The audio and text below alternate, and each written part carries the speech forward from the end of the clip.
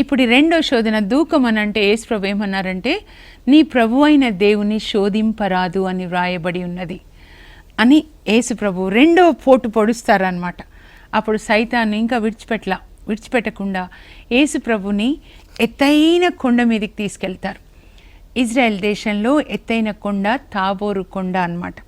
తాబోర్ యేసుప్రభు దివ్య రూపధారణ చెందిన కొండ. లూకా 9:29 ఉంటుంది.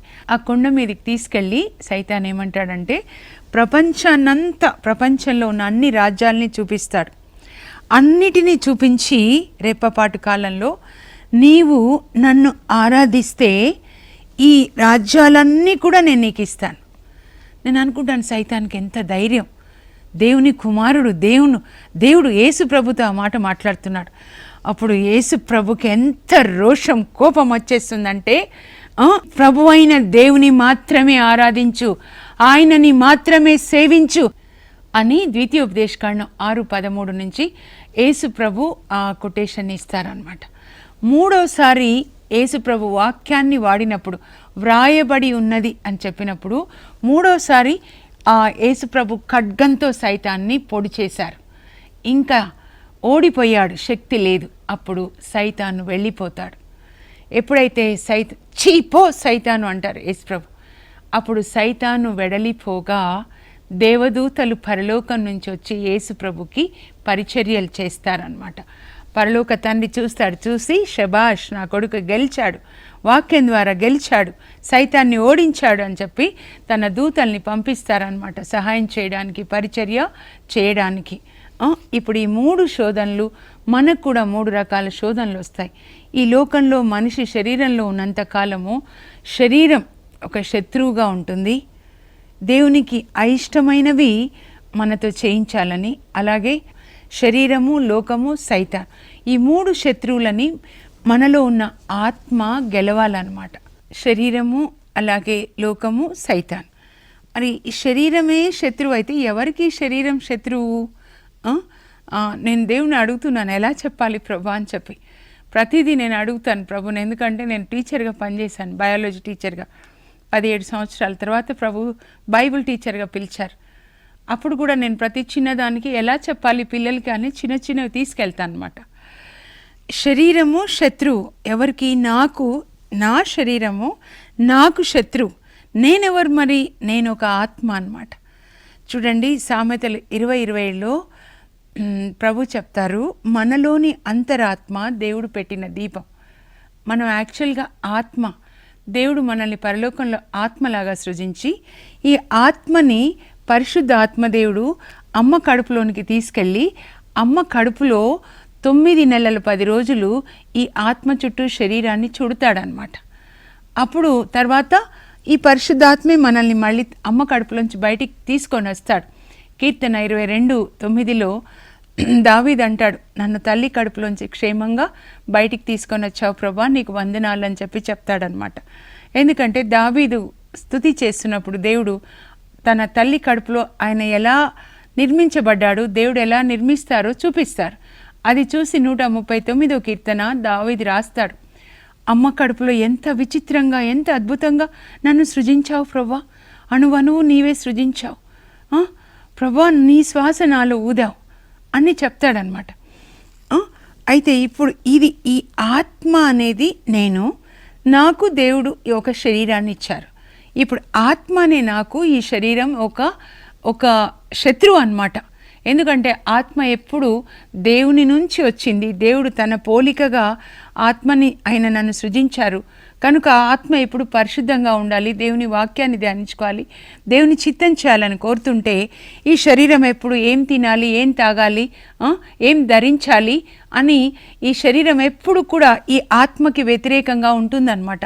అందుకే రోమా 8:5లో పౌలు అంటాడు, ఆత్మ ఏమి కోరునో అది శరీరం కోరేదానికి వ్యతిరేకంగా ఉంటుంది, విరుద్ధంగా. శరీరం ఏమి కోరునో అది ఆత్మ కోరేదానికి విరుద్ధంగా ఉంటుంది. ఈ రెండింటికి బద్ధ వైరం, బద్ధ శత్రుత్వం అన్నమాట. ఆత్మ బైబిల్ చదువుకొని పరిశుద్ధంగా శరీరం వద్దు తినాలి, తాగాలి, పడుకోవాలి, విందులు, వినోదాలు ఇలా ఉంటుందన్నమాట. సో ఈ శరీరాన్ని ఇప్పుడు మనం ఈ శరీరం తెచ్చే శోధనని మనం జయించాలన్నమాట. అది అందుకొరకని నేను ఈ రెండు చెప్తున్నాను. అప్పుడు దేవుని యొక్క ఆత్మ వచ్చి మన ఆత్మతో కలిసినప్పుడు మన ఆత్మ దేవుని ఆత్మ వల్ల నడిపించబడుతుంది అన్నమాట. పరిశుద్ధ ఆత్మ మనకు చెప్తారు వాక్యంలో, ఇలా రాయబడి ఉంది కదమ్మా, నీ దేహం దేవుని ఆలయం అని, దేవుడు నీలో నివసిస్తున్నాడని, కనుక ఈ దేహాన్ని పాపం కోసం వాడొద్దామా, అలా రాయబడి ఉంది కదా. ఒక తల్లి చిన్న పిల్ల తన బిడ్డను ఎలా పెంచుతుందో పరిశుద్ధ ఆత్మ దేవుడు మనల్ని అలా పెంచుతారనమాట. అందుకే హోసియా 11 ఏం చెప్తారంటే, మీకు నడకలు నేను నేర్పించలేదా, ధర్మ మార్గంలో మీకు నేను ముద్దలు తినిపించలేదా. ఒక కొత్తగా పాప పుడితే వాళ్ళ అమ్మ ఎట్లా పాలిస్తుందో, కొత్తగా పరిశుద్ధాత్మని పొందిన మనకి, మన ఆత్మకి పరిశుద్ధాత్మ అమ్మలాగా దేవుని వాక్యం అనే పాలిచ్చి పెంచుతాడనమాట. అందుకే 1 పేతురు 2:2లో నూతనముగా జన్మించిన శిశువు పాల కొరకు ఎలా దాహంగా ఉంటుందో, నీ ఆత్మ కూడా అలా దేవుని వాక్యం అనే పాల కోసం దాహంగా ఉండాలి అని చెప్తున్నారనమాట. అర్థమైంది కదా ఇప్పుడు. అందుకే రోమా 8:14లో పౌలు అంటాడు, దేవుని ఆత్మ వలన నడపబడువారు దేవుని బిడ్డలు. ఎవరి యందు క్రీస్తు ఆత్మ, ఈ పరిశుద్ధాత్మ క్రీస్తు ఆత్మ తండ్రి ఆత్మ. ఎందుకంటే ఇది తండ్రి నుంచి వచ్చింది, క్రీస్తు నుంచి వచ్చిన ఆత్మ. క్రీస్తు ఆత్మ ఎవరి యందు లేదో వాళ్ళు దేవునికి చెందిన వాళ్ళు కాదు. నీ ఆత్మలో క్రీస్తు ఆత్మ ఉండాలి.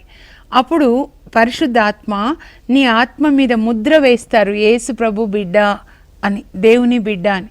పరిశుద్ధాత్మ ఇక్కడ కలవగానే పరలోకంలో వెళ్ళి జీవగ్రంథంలో నీ పేరు రాస్తారు.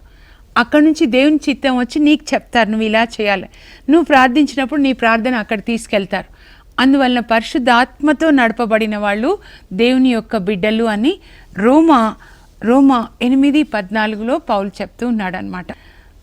శరీరాన్ని గురించి ఇప్పుడు చెప్పాను కదా, 3 శోధనలు నేను మీకు చెప్తున్నా. మొదటి శోధన సైతాన్ ఎప్పుడు తీసుకొని వచ్చేది ఏంటంటే మన శరీరానికి సంబంధించిన శోధన. నువ్వు తిను, ఈ రాళ్ళు రొట్టెలుగా చేసుకున్నాను. కానీ యేసు ప్రభు వాక్యం ద్వారా సైతాన్కి జవాబిస్తారనమాట. ఇదే యుద్ధం, సైతాన్తో యుద్ధం. ఎప్పుడు వాడు ఇక్కడ ఆలోచనలో మాట్లాడుతూ ఉంటాడు. అప్పుడు మీరు కూడా ఈ వాక్యంలోంచి సైతాన్కి జవాబు చెప్పాలి. అర్థమవుతుందా? ఇప్పుడు నువ్వు తాగు అని అన్నాడు అనుకోండి, సీసా తీసుకొని తాగు అని. అప్పుడు మీరేం చెప్పాలి?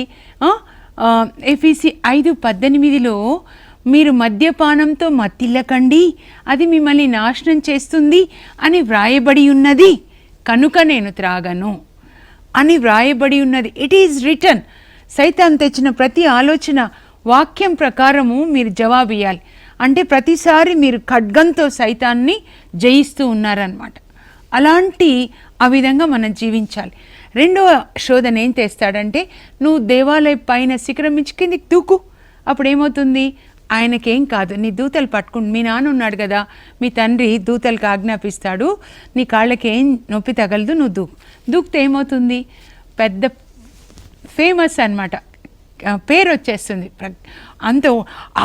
యేసు ప్రభు పైన దేవాలయం నుంచి కిందికి దూకాడు, ఏం కాలేదు తెలుసా, న్యూస్ పేపర్లో వస్తుంది, సూపర్ మ్యాన్ అని వస్తుంది. అంటే పేరు ప్రఖ్యాతులు వస్తాయి అన్నమాట. లోకానికి సంబంధించినటువంటి శోధన మనం జయించాలి.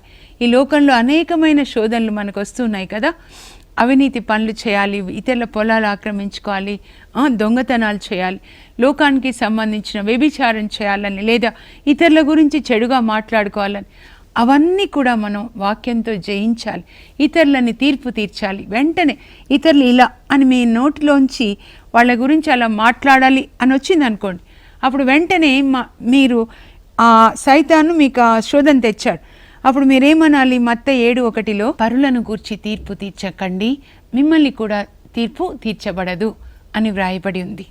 మత్తయి 12:36లో యేసు ప్రభు చెప్పారు, తీర్పు దినాన నీవు మాట్లాడిన ప్రతి మాటకి, ప్రతి వ్యర్థమైన మాటకి నువ్వు జవాబు చెప్పాలి. నీకు ఒక రోజు తీర్పు ఉంటుంది. ఈ శరీరాన్ని విడిచిపెట్టి ఈ ఆత్మ బయటికి వచ్చేస్తుంది. ఒకరోజు శరీరం మట్టిలోకి వెళ్ళిపోతుంది. ఆత్మ దేవుని ఎదుట తీర్పు కోసం నిలబడాలి, గుర్తుపెట్టుకోవాలి.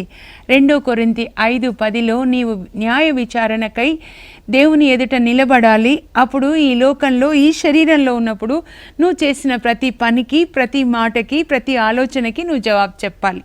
3ంటికి తీర్పు తీర్చబడుతుంది. మత్తయి 12:36 ప్రకారం నువ్వు మాట్లాడిన ప్రతి వ్యర్థమైన మాటకి నువ్వు జవాబు చెప్పాలి. నీ ఆలోచనలకి తీర్పు రోమా 8:16 ప్రకారం, నీ క్రియలకు తీర్పు దర్శన గ్రంథం 22:12లో నేను తొందరగా వస్తున్నాను యేసు ప్రభు చెప్తారు. నువ్వు చేసిన ప్రతి పనికి నేను ప్రతి పనికి నేను బహుమానాన్ని తీసుకొని వస్తున్నాను అని ఉంటుంది అనమాట. అది మనం గుర్తుపెట్టుకోవాలి. లోకాన్ని జయించాలి. శరీరం లోకం అయిపోయింది. 3వది సైతాన్ని జయించాలి. సైతానికి సంబంధించిన శోధనలని జయించాలి. సైతాను ఎవరు, నేనేం చెప్పాలి ప్రభు అని అడుగుతున్నాను. వాడు పాపి అయి ఉన్నాడు. ఆది నుండి కూడా వాడు పాపి, వాడు దొంగిలించడానికి వచ్చాడు. యోహాను 10:10లో వాడు దొంగిలించడానికి వచ్చాడు. మన ఆత్మని దొంగిలించి నరకంలో కాల్చివేయాలని వాడి యొక్క ప్లాన్, వాడి మిషనే అది, వాడి పనే అదిగా ఉంది. కనుక దొంగతనం చేసే వాళ్ళందరూ కూడా సైతాన్ని ఆరాధించేవాళ్ళు. అబద్ధాలు, సైతాను మొదటి స్వభావం ఏంటంటే వాడు అబద్ధాలకి తండ్రి.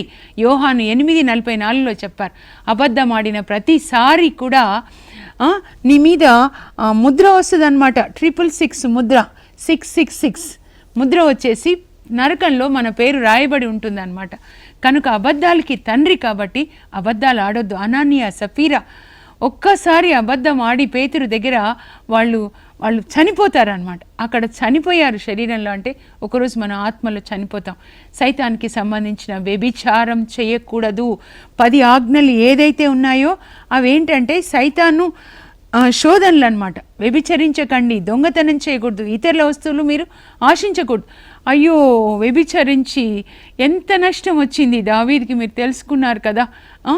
ఒక నాబోతు పొలం తీసుకొని అహాబు వంశమే నాశనం అయిపోయింది. సంసోను చూడండి, స్త్రీలకి తన దేహాన్ని అప్పజెప్పి చివరికి ఆయన కళ్ళు పీకేసి ఫిలిస్తీన్లు గుండు గొరికించేసి నూనె గానుగా తిప్పిస్తారు జీవితాంతం. The strongest man ever lived on the earth is Samson. ఈ భూమి మీద నివసించిన అందరికంటే బలవంతుడైన సంసోను అందరికంటే మంచి అభిషేకాన్ని పొందినటువంటి ఆ సంసోను దేవుడిచ్చిన పనిని మర్చిపోయి ఈ శరీర వాంఛల కొరకు స్త్రీలకి తన దేహాన్ని అప్పజెప్పాడు. ఆ స్త్రీ చివరి స్త్రీ డెలీలా ఆయనని సంసోన్ని ఫిలిస్తీన్లకు అప్పజెప్తే ఫిలిస్తీన్లు ఆయన కళ్ళు పీకేసి తల గొరికించేసి జీవితాంతం నూనె గానుగా తిప్పారు. ఫిలిస్తీన్లు అంటే పిశాచులు, నరకంలో జీవితాంతం నిత్యము నూనెగానుగా తిప్పిస్తూ ఉంటారు. స్త్రీలోలుడైనటువంటి పురుషులకి నేను చెప్తున్నాను, జాగ్రత్తగా ఉండండి. దేవుడిచ్చిన అభిషేకము స్త్రీల దగ్గర వ్యర్థం చేయడానికి కాదు. కనుక ఈ మూడు శోధనలను కూడా మనం జయించాలన్నమాట. యేసు ప్రభులాగే మనం కూడా ఈ 3 శోధనలని జయించాలి. పరలోకపు మా తండ్రి, నీ పరిశుద్ధ నామం నాకు స్తోత్రం కలుగునుగాక. ప్రభా, యుద్ధం చేయడానికి ఆయన నాకు తర్ఫీదునిస్తాడు, పోరు సల్పడానికి ఆయన నాకు శిక్షణనిస్తాడని 144 కీర్తన 1వ వచనంలో దావీదు చెప్పాడు. ప్రభా, యేసు ప్రభు నైనా ఎలా మీరు సైతాన్ని వాక్యమనే ఖడ్గంతో యుద్ధం చేసి ఓడించారో మేం కూడా ఈ వాక్యమనే ఖడ్గంతో సైతాన్తో యుద్ధం చేసి సైతాన్ని ఓడించి విజయం సంపాదించడానికి మాకు తర్ఫీదునివ్వండి ప్రభా. ఏ సమయంలో ఏ వాక్యాన్ని వాడాలో మాకు కృపని దయచేయండి. యేసు నామంలో అడుగుచున్నాం తండ్రి, ఆమేన్. వాక్యం ద్వారా సైతాన్తో యుద్ధం చేసే అభిషేకాన్ని దేవుడు మీకు దయచేయుదురుగా.